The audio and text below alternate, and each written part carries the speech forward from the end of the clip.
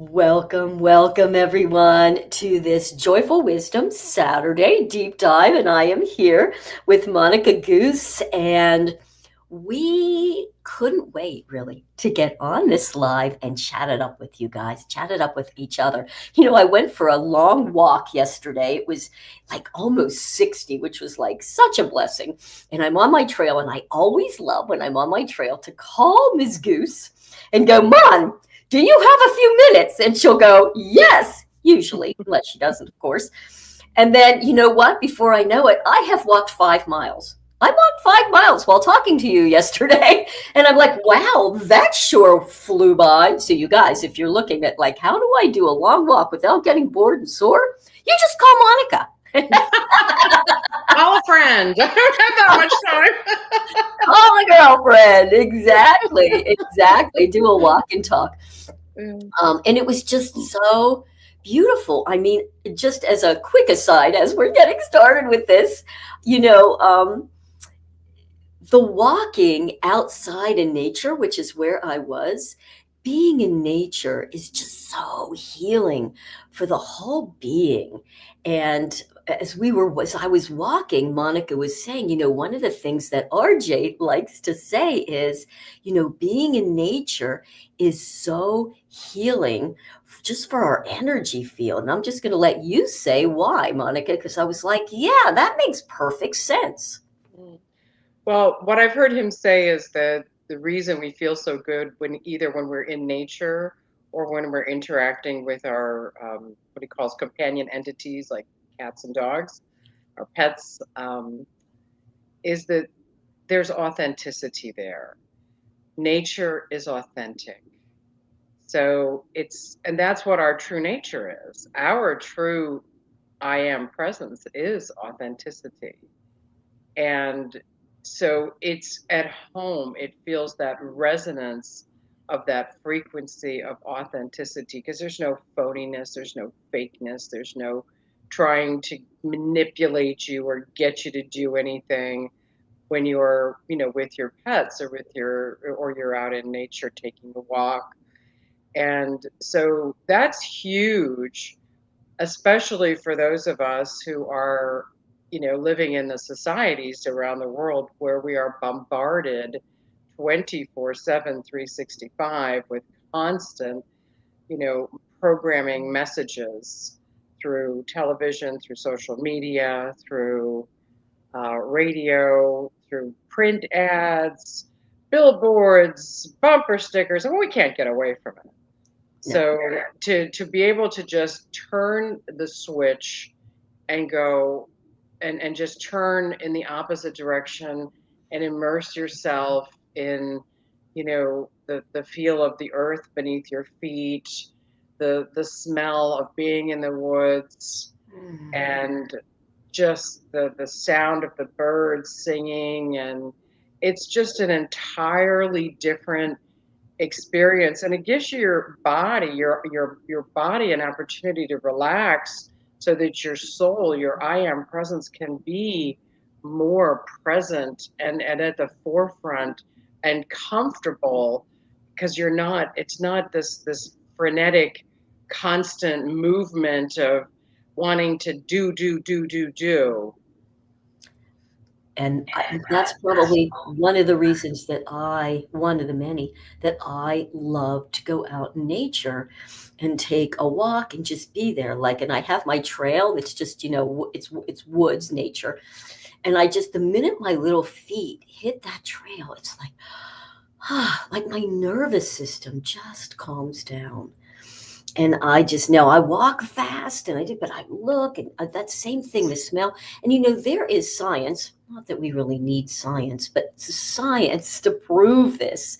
But I do find this kind of fascinating that bird song really raises our frequency, and really can just, it raises the frequency but calms us down, right? Sometimes people kind of think that's like, but that is what it is, right? As our frequency raises, the nervous system can calm down. So just listening to that bird song first thing in the morning and just breathing that in and listening, with that presence can make such a difference to your life in your body. I know you've, experienced that as well. All right, but that wasn't actually what we were going to talk about today, but it all works, does it not? And that's what I love. We just keep moving with the energy. What I really wanted to speak about today is yesterday, I think it was yesterday or the day before, RJ did an interview with Justin on 2025 and kind of, how to make 2025 a year, what this is about. And it was over an hour. And I have to tell you guys, it was really, really powerful. So much juice to so many of the things that he was saying, and a couple of them really stood out for me. And so Monica and I thought, well, let's just kind of take a couple of those things and just do a little bit of a deep dive, maybe even give some personal experience with some of the things he was saying. But here was, to me, one of the overarching things, and that is, so think about this, you guys. You cannot create something. I'm looking down to make sure I get the words right. You cannot create something that your attention is not on. So, what is it that you really want to create? What is the world that you would love to live in? Do you want to live in a world of peace and harmony and equanimity and community, um, where people work together for a greater good? Or do you want to live in the world that we're in right now? It's a choice. It's a choice. And if you want the first, then the question becomes, okay, if you say that's what you want, we all say that, oh, I just want to live in peace. Okay, so where are you placing your attention? And that is just, it's so simple. And yet, right now, it is, you have to be vigilant. Vigilant, because as Monica just said, the distractions are everywhere. And part of that is because the earth is being bombarded by really high frequency. And so the distraction gets even louder. So, how to keep our attention here? It cannot be out there. So, I'm going to turn it over to you, Monica, for just what's showing up for you to say, to speak, and share in this moment. Well, RJ often speaks of the order of creation: is desire, intention, thought, emotion, action, behavior. And so that very first thing that we need, that really requires us to focus on, is what is our true desire. Now, this is where we have to begin to make that distinction between what is what are my true desires, the desires of my heart, of my I am presence, my higher mind, my soul, what I came here for, as opposed to what were the desires that were imprinted on me through societal conditioning and constant programming. Right? We've all been told what we should desire to create, what we should want, bigger house, better job, more money, more this, more that, always more, more, more, more, more. When, is that really the desire of my heart? Is that really the desire of my, am I really, so the first thing is that, is this the desire of my heart, of my soul, my higher self, or is this a programmed desire? And we often set goals, and how many people have set a goal, achieved it, and then felt empty, Right. Okay, that's a sign that that was a desire born of your programmed subconscious mind. It Right. was not a desire of your I am presence. And how to know the difference is when you're striving to achieve a goal, when you're when you're always focused on the outcome, then that's generally a desire born of the programmed mind. Right. Whereas when you have your desire, you set your intention, and in every moment you simply are present and moving in the direction of that while being in presence and enjoying every moment towards the outcome without having an attachment to the outcome. So they're very different. They feel very different energetically. And the biggest difference, of course, is one keeps you in the present moment and one keeps you in the future, which is that's the domain of the ego mind identity or the subconscious brainwashed traumatized mind.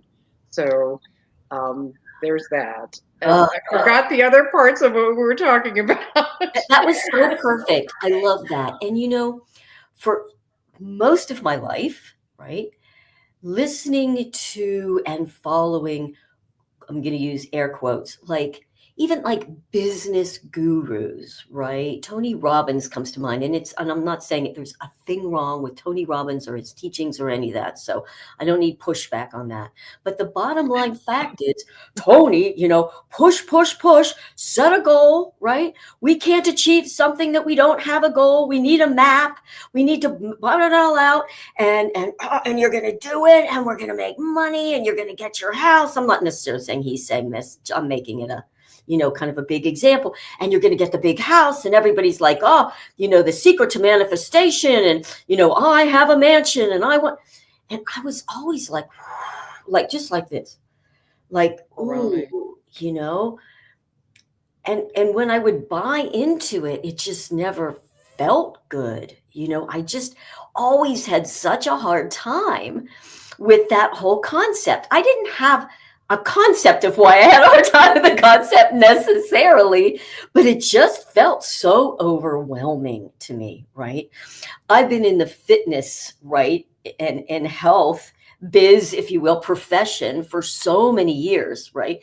And I would look at some of these very outwardly successful trainers, who were like, get in there, bah, bah, push, push, push. And I'm just like, I was never that person, right? When I would have people, and I know that so many of my clients really wanted me to help them set a goal and keep accountable and make sure that I motivated them. And I just knew that wasn't the way. It didn't feel authentic to me to do it. And it didn't feel authentic to me as a coach. I would do it sometimes because that's what you are supposed to and should do. I was never really successful at it. Sorry to all those people. And so now I'm just in such a different place. On how that is. And so I just want to share a really quick story because I think that stories help to illustrate some of these things. So for me, one of my, I'll use the word addictions, is to constantly do. And I think that has been I know it's been so programmed, so many of us. And I took that one on headlong, hook, line, and sinker. A do. I never even, to be honest, now I realize I never went into what do I desire? Never. It's just unbelievable to me that off I trotted. I didn't even know what I desired. It was just a doing. If I just kept moving and doing and doing and doing, like, here's how I would see it. Here's my feeling about it. If I kept doing, then the wave wouldn't come over me and drown me, right? If I didn't keep doing, I wouldn't be relevant and people wouldn't love me and you wouldn't follow me. And like, can you just get that feeling? That's what my life up till the last year has really felt like. No wonder nervous system is like shot. I mean, adrenal exhaustion. Let's just go right into the physicality of that, right? Immune system stuff.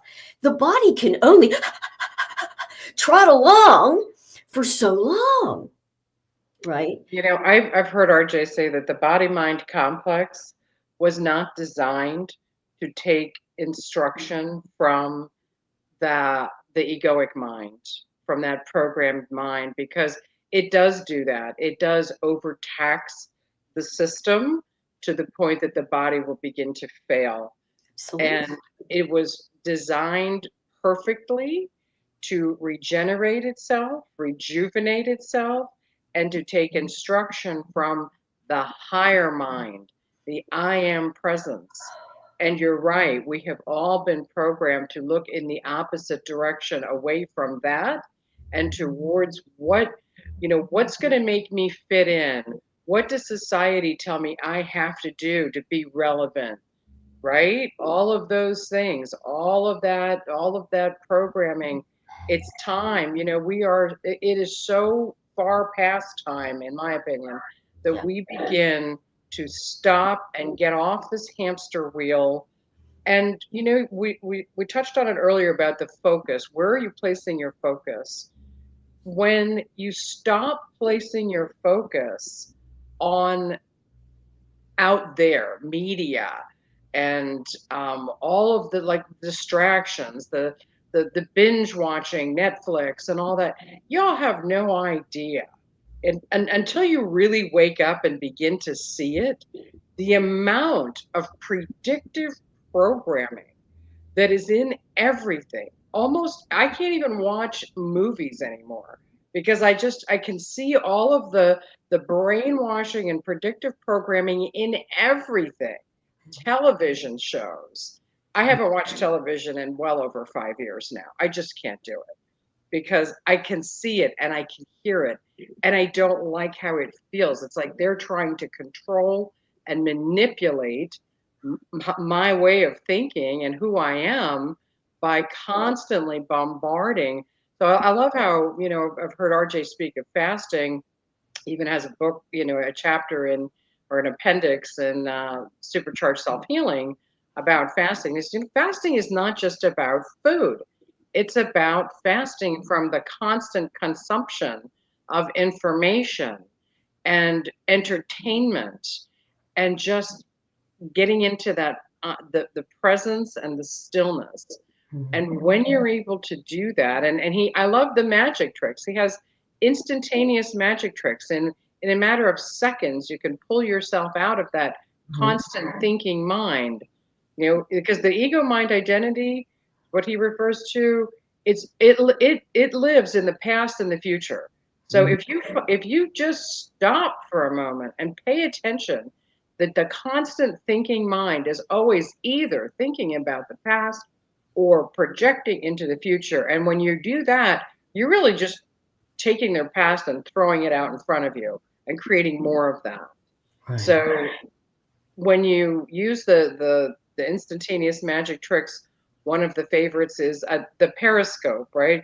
Just pretend that your eyes are, and actually your whole head is like the periscope, and you're simply the I am presence resides behind the heart and in front of the spine. That's where the I am is, and it is the captain in the hull of the submarine, and the eyes are simply that periscope. There's no computer behind the periscope analyzing and criticizing and judging everything. It's just simply noticing and looking. Right. And these are some of the things that will get you to a place of calmness, stillness, presence. Avail yourself of these teachings, get the books, Supercharged Self Healing, Change Your Mind, and Access Super Consciousness. It is so liberating. You will not even believe how much your life will change in just a matter of a few months of applying some of these things. Right. Love it. Love it. Thank you for that. So I want to finish my story and then we can wrap it up. Thank you, Monica. So you always have such beautiful languaging of all of this.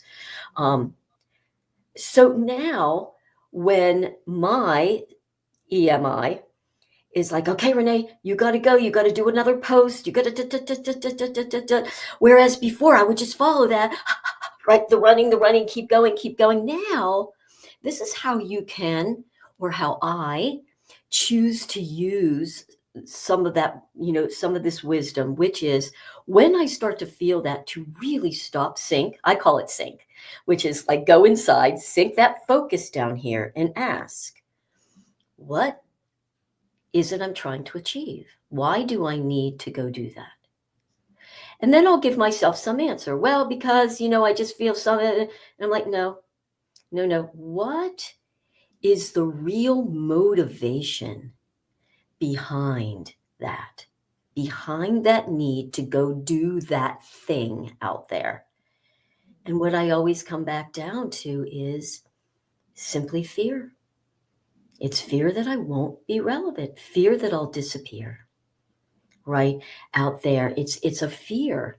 I won't be good enough. People won't believe I'm not worthy enough. It just goes all the way back to those universal habits that RJ does talk about. And then I'm like, well, that's insane. Really, that makes, I mean, and so then once I can bring that base core belief, what's really driving it to my conscious mind, then I can go, oh, damn, man, let me go to my meditation chair. Let me breathe. Let me listen to some music and just be. Because really, think about this, you guys. I'm going to use this to bring it all the way around. This is not why I'm doing it, but now I can breathe and I can just be there. And I have to look down to read this because it's so beautiful. Because the universe mirrors, matches, and amplifies whatever it is you're resonating. So if I'm resonating, gotta get it done because I gotta make sure that I stay relevant and then I don't disappear. What am I going to get more of? And what do I have to do to keep that going? Right? Or maybe I can just sit in my chair, breathe, go inside, and really understand what's going on and resonate from that beautiful higher frequency place. And that's what I'm going to get more of. It cannot be but that. And I know that's how Monica is now living her best self life, is from that place. And how cool is that, you guys? Yeah, yeah, yeah. I mean, everything in my life has changed by an order of magnitude to the positive. Yeah. And really, I've sought these teachings my whole life. I've always been looking for, what makes sense. And, the truth, like you were talking about, when you got down to your core motivation, it was fear. Well, I think when most of us uh, really get down to our deepest core motivation, it's a fear that Right. we're running away from. Right. And again, that's the underlying programming. It's been the underlying narrative of this realm, of this planet, for way too long. And I'm telling you, I have tried everything. I've done more teachers. I can't even remember them all.